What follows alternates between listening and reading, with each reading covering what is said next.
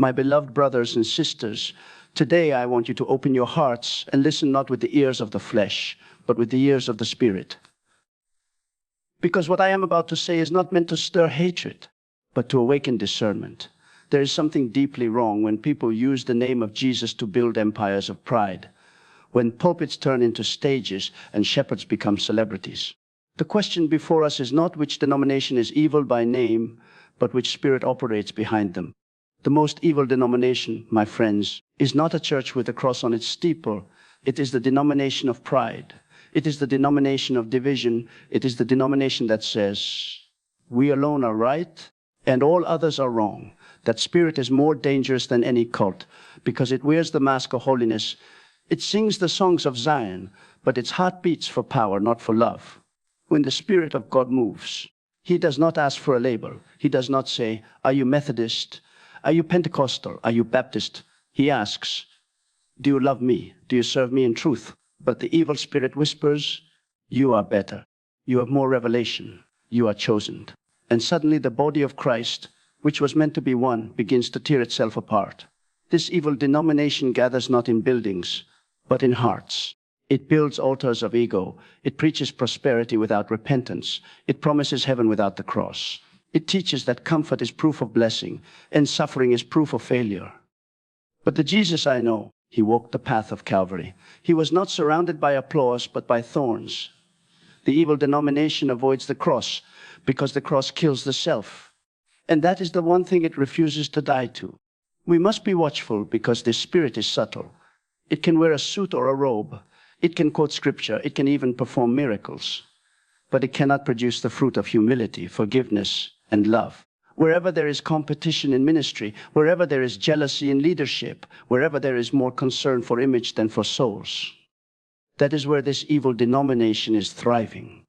My friends, the devil does not mind if you call yourself Christian, as long as you do not carry Christ in your heart. He does not mind if your church is full, as long as your hearts are empty. He does not mind if you shout hallelujah, as long as you never obey. The most evil denomination is not out there somewhere. It is within every believer who allows pride to take the throne where Jesus should reign. So today, search your heart. Ask yourself, am I part of the denomination of Christ or the denomination of self? Because in the end, there will only be two kinds of believers, those who say, my will be done, and those who say, thy will be done. And that choice, my brothers and sisters, is the dividing line between the kingdom of God and the kingdom of darkness. When we talk about evil in the church, many imagine a group of people chanting strange prayers or performing dark rituals in the shadows. But I tell you, the most dangerous form of evil is not loud and frightening. It is quiet, sophisticated, and dressed in holiness. It smiles, it preaches, it sings in the chore. It quotes scripture, yet twists its meaning. It lays hands on people, yet its hands are not clean. It doesn't seek to destroy the church from the outside. It seeks to hollow it out from within. There are believers who have become so concerned with reputation, they no longer fear God. They have built walls of doctrine so high that even the Holy Spirit cannot get in. They spend hours debating who is right, but not one moment kneeling before the Lord to ask what is right. The evil denomination I speak of is not defined by denomination lines. It is a movement of the heart that says, we know enough. We have arrived. We have no need to learn. That is the same spirit that drove Lucifer to fall from heaven. He too was once in the presence of glory, but he said, I will ascend, I will exalt myself. And every time a believer exalts himself over another, that same rebellion is reborn in miniature. There are churches that began in fire and ended in ice. They started with tears and ended with applause. At first, the Spirit moved freely, but then came the committees, the branding, the programs, the schedules. Suddenly, there was no room for God because everything had to fit into human control. That is how the evil denomination grows. By replacing surrender with strategy, prayer with performance, holiness with hype. It does not come overnight. It comes gradually until the presence of God becomes a visitor instead of a resident. When people start measuring success by numbers instead of transformation. When pastors care more about followers on social media than the lost on the streets. When offerings are collected but no compassion is given. That is when the evil denomination is at work. And this spirit does not only dwell in leaders, it can live in anyone. The young believer who mocks another church because it worships differently, the elder who refuses correction because of age, the singer who forgets the song was meant for the Lord, not for applause. All are members of this invisible denomination. The evil denomination thrives wherever people trade the power of the cross for the comfort of culture. It says, don't talk about sin. People don't want to hear that. It says, preach blessings, not repentance. It says, make it short, make it sweet, make it easy. And so pulpits become platforms for entertainment, not transformation. Souls come to church sick, but leave unhealed, because the medicine of truth was never given. There was a time when believers would tremble under conviction, when the mention of Calvary would bring tears, when altars were stained with prayers of repentance. But now the evil denomination teaches that guilt is negative, that conviction is outdated. It says, you are fine just as you are. But how can a man who is lost be fine? How can one who is drowning be comfortable in the water? Jesus did not come to make us feel better about our sin. He came to deliver us from it. The evil denomination hates that message because it calls for surrender. It demands the death of the ego, and that is the one death that the flesh will always resist. I have seen preachers rise and fall, ministries shine and vanish. The pattern is always the same. First comes the calling, pure and humble. Then comes growth, and along with growth comes recognition. People begin to praise. The man who once spent nights crying before God now spends hours polishing his image. Slowly, without even noticing, he starts to believe that the ministry is his, that the anointing is his. And the Spirit of God, gentle and holy, withdraws quietly. What remains looks like success, but it is hollow. It is a shell with no presence. That is the fruit of the evil denomination, the form of godliness without the power thereof. Sometimes the evil denomination disguises itself as extreme holiness. It sets up rules so rigid that grace cannot breathe. It says, you must dress this way, pray this way, worship this way. It forgets that God looks at the heart, not the outward appearance. Legalism is another mask of pride. When you begin to measure your righteousness by comparing yourself to others, you are already in danger. The Pharisees did not crucify Jesus because they were evil by nature. They crucified him because they believed they were right. That is how the evil denomination justifies its cruelty. It says, we are defending truth. But in truth, it is defending ego. The spirit of this evil denomination does not only divide denominations, it divides families. Brothers and sisters in Christ stop speaking to each other because of petty disagreements. One refuses to attend a wedding because the ceremony was held in another church. Another refuses to pray with someone who does not share the same theological label. How grieved the Lord must be when his children act this way, he said. By this shall all men know that you are my disciples, if you love one another. But love has become optional, and opinions have become sacred. And yet, the Spirit of God still calls out, come out from among them. Not out from your church, but out from that spirit of pride and division. Come out from the system that values charisma more than character. Come out from the mentality that says the church is a business. Come out from the obsession with titles, because in the kingdom, the greatest is still the servant of all. The evil denomination cannot survive in a heart that is truly surrendered. Its power ends where humility begins. There are people sitting in pews every week who feel dry, disconnected, unfulfilled. They look around and wonder, where is the fire we used to feel? Where is the presence that once filled the room? And they think the problem is the music or the preacher or the program. But the problem is deeper. The presence of God withdraws where pride reigns. The Holy Spirit is not impressed by human performance. He looks for brokenness, for sincerity, for love. Many believers today confuse emotion for anointing. They think that shouting louder means being more spiritual. They think that jumping, running, and clapping are signs of power. But even demons can shout. The true sign of the Spirit is transformation. Can you love your enemy? Can you forgive the one who betrayed you? Can you serve without recognition? That is the measure of the Spirit. The evil denomination will never teach you this because it thrives on outward appearance. It values the show, not the substance. There was a man who once said, the church has become so worldly that the world feels comfortable in it. That is the agenda of the evil denomination. to make holiness optional, to make sin fashionable, to make compromise normal. It wants a gospel that costs nothing, demands nothing, and changes nothing. But the gospel of Jesus Christ is not a product to be sold. It is a life to be lived. If the early believers could see the modern church, many would weep.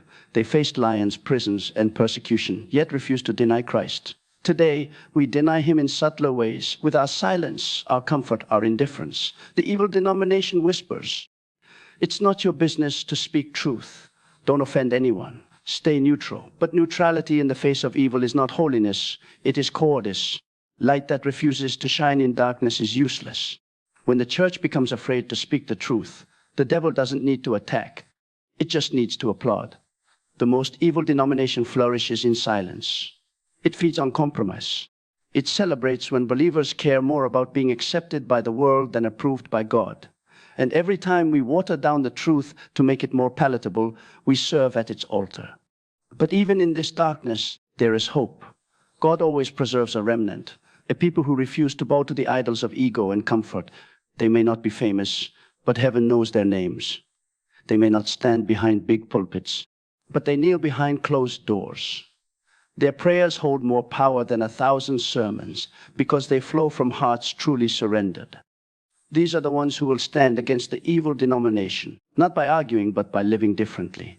There will come a day when every mask will be removed, when every false motive will be exposed. The lights, the titles, the applause, all will fade. And in that moment, the only thing that will matter is whether we knew him and whether he knew us. The evil denomination cannot survive that day because it built its foundation on self. But the humble, the broken, the sincere, they will shine like stars. Until that day, we must remain awake. We must guard our hearts. We must refuse to let bitterness, pride, or arrogance take root. We must remember that the church is not a competition. It is a family. We must love even when we are misunderstood, serve even when we are unappreciated, forgive even when it hurts. That is the only way to defeat the spirit that divides us. The most evil denomination is not an institution. It is an infection of the soul. It begins with one thought, I am better. It spreads with one attitude, I am right. And it ends with one tragedy, I no longer need God. But we can stop it if we return to the simplicity of Christ. When we humble ourselves, when we seek his presence more than our platform, when we love others more than our image, the kingdom of darkness loses its hold. So let every preacher preach not to impress, but to convict. Let every singer sing not to perform, but to worship. Let every believer live not to be seen, but to reflect him. The evil denomination has no power over a heart that truly belongs to Jesus. We are in a time when the world is watching the church. They are not listening to our sermons as much as they are watching our actions. If they see the same pride, the same greed, the same division that exists in the world, they will not believe our message. But if they see humility, love, and sacrifice, they will see Christ. That is how we overcome, not by shouting louder, but by shining brighter. There are thousands of denominations on earth, but only two in eternity, the one that serves self and the one that serves God. Each day, by our words and actions, we choose which one we belong to. The choice is not made in church membership, but in the posture of the heart. Every time you choose forgiveness over resentment, you step into the kingdom of light. Every time you choose pride over humility, you step closer to the kingdom of darkness. The evil denomination will not announce itself. It will not tell you its name. It will simply whisper, you deserve more. You are more important. You are special. But the Spirit of God whispers something different. You are nothing without me. Those who choose the latter walk in freedom. Those who choose the former walk in chains. So examine your heart. What spirit rules there? Is it love or judgment? Is it humility or pride? Is it service or ambition? You may not be able to change the entire church, but you can change the atmosphere around you. You can choose to be a carrier of peace instead of conflict, grace instead of gossip, prayer instead of criticism. Every act of humility weakens the evil denomination. Every act of love strengthens the kingdom. There is no denomination that can save a soul. Only Jesus saves. There is no doctrine that can cleanse sin. Only his blood cleanses. There is no preacher who can guarantee heaven. Only the Spirit of God can seal it. So let us stop dividing over what was meant to unite us. Let us stop exalting our opinions above his word. Let us stop building altars to ourselves and start building altars of repentance. If revival is to come, it will not come through systems, programs, or slogans. It will come when hearts are broken again, when prayers are real again, when worship is not entertainment but encounter. It will come when believers stop asking, "What denomination are you?" and start asking, "Do you know Jesus?" Do until that day. Remember this, the most evil denomination has no building, no bishop, no choir. It exists wherever pride reigns, but its power ends where love begins. The cross still stands as the eternal reminder that the way up is down, that victory comes through surrender, and that only the humble will see God. My brothers and sisters, if there is one truth that must burn in our hearts after all these words, it is this: the greatest battle in the church is not between denominations, but within the heart of every believer. The war is not between Baptist and Pentecostal, Catholic and Protestant. It is between pride and surrender, between ego and obedience, between self and Christ. The most evil denomination has no headquarters because it is built wherever Christ is no longer Lord. So let every one of us tear down that altar of self within. Let us silence the voice that says, "I am greater," and awaken the cry that says, "Jesus, you alone are worthy." Let the fire of repentance fall again, burning away our vanity, our division, our obsession with image. Let the church rise not in popularity, but in purity. For the world does not need another movement, another label, another celebrity preacher. It needs a people who carry the fragrance of Christ wherever they go. The day will come when all names, all titles, all denominations will fade, and only one name will remain, the name above every name, the name of Jesus. And on that day, he will not ask what church you attended or what theology you defended. He will ask, "Did you love? Did you obey? Did you carry my heart?" So choose this day to belong not to the denomination of pride, but to the kingdom of love. Lay down your crown at his feet and let him reign again in your life, in your home, in your church. For when Christ is truly enthroned, every evil denomination will crumble, and the world will finally see not religion, but the living Christ shining through his people.